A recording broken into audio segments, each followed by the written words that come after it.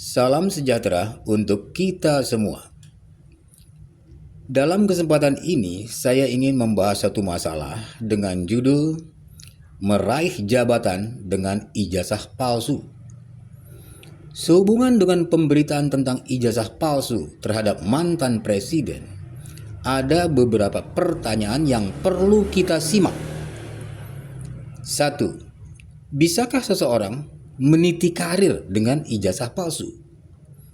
2. Bisakah seseorang meraih jabatan dengan ijazah palsu? Untuk menjawab pertanyaan ini, marilah kita melihat apakah ijazah palsu itu bisa diperoleh dengan mudah, dengan cara tertentu, atau dengan membelinya. Untuk itu, saya mencoba mencari info tentang hal tersebut dengan mengklik kata kunci "jual beli ijazah" di mesin pencari Google. Di situ saya melihat munculnya beberapa iklan dan berita sebagai berikut. Iklan jual beli ijazah. Dari sekian banyak iklan jual beli ijazah yang saya temukan di Google, marilah kita simak dua di antaranya.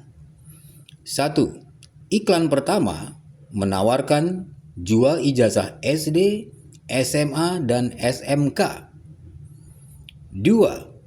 Iklan kedua menawarkan beli ijazah S1, S2, S3, dan bisa dibantu ikut wisuda melalui Biro Jasa Pembuatan Ijazah Resmi, asli, terdaftar, tanpa kuliah, aman, dan rahasia.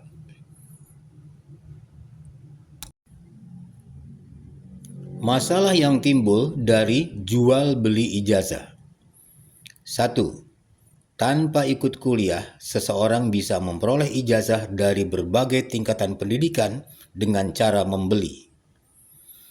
2. Ijazah yang diperoleh itu dijamin aman, rahasia, resmi, asli, dan terdaftar. Dengan demikian, ijazah yang dibeli tersebut sama aslinya dengan mereka yang kuliah. Ijazah seperti ini lazimnya disebut aspal alias asli tapi palsu. 3. Sudah banyak berita yang memberikan info adanya calon kepala daerah yang menggunakan ijazah palsu untuk ikut pilkada. 4.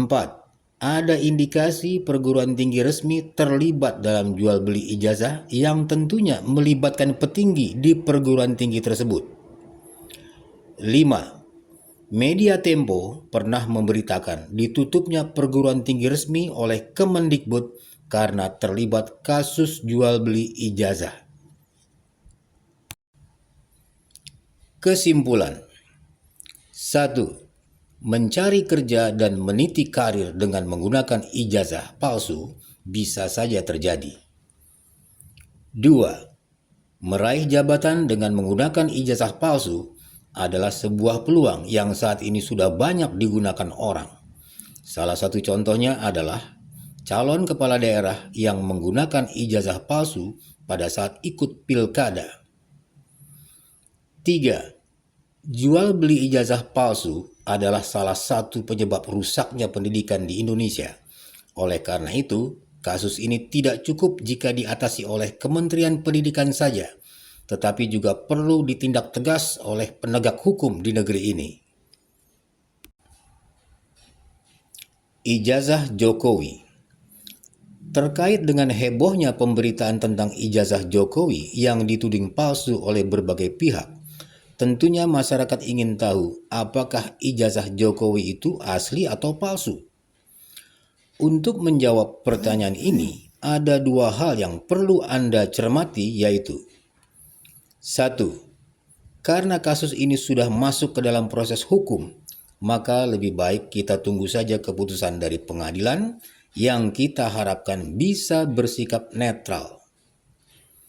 2. Kalau Anda ingin menyimpulkan lebih dulu asli atau tidaknya ijazah Jokowi, Anda bisa mencermati apa yang dikatakan oleh Gus Dur melalui anaknya Yeni Wahid.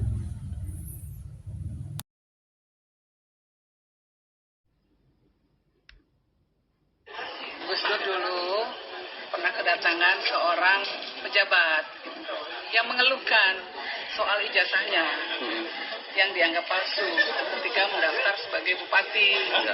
Dia mengeluh, dianggap ijazahnya palsu. Tuh. Dan dia marah dan dia membela diri. Ini tidak palsu, orang kata yang jual ini asli kok. Gitu.